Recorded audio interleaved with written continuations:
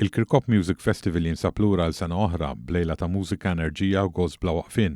Dan il-festival mużikali spettakolari se jkun qed isir nhar is-Sibt li ġej 21 ta' Ġunju b'Ris Les Malta Plus. Waqt dan il-festival rinomat din is-sena se jkunu qed jingħaqdu DJ Chris Funky Town u l-kantanta rebbieħa tal-Eurovision Song Contest pajjiżna Sara Bonnici flimkien mal-band tagħha waqt li DJ Ryan Spiteri se jkun qed jalaq il-festival. L-attrazzjoni prinċipali iżda se tkun it-tribute band tal-Queen bl-isem ta' Flash, meqjusa bħala waħda mill-aqwa fl-Ingilterra tal-grupp leġendarju mmexxi minn Freddie Mercury.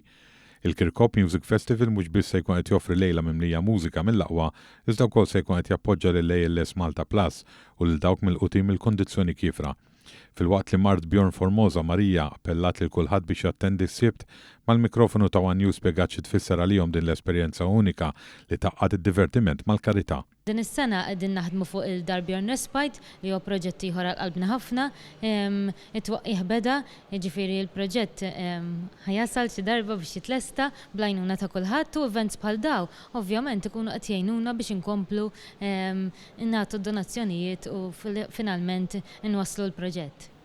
Preżenti għall-konferenza tal-aħbarijiet kien hemm ukoll il-Ministru għall-Kultura Owen Bonnici u l-Ministru għall-Inklużjoni u l-Volontarjat Giulia Farrugia li għamlu diskors qasir għall-okkażjoni.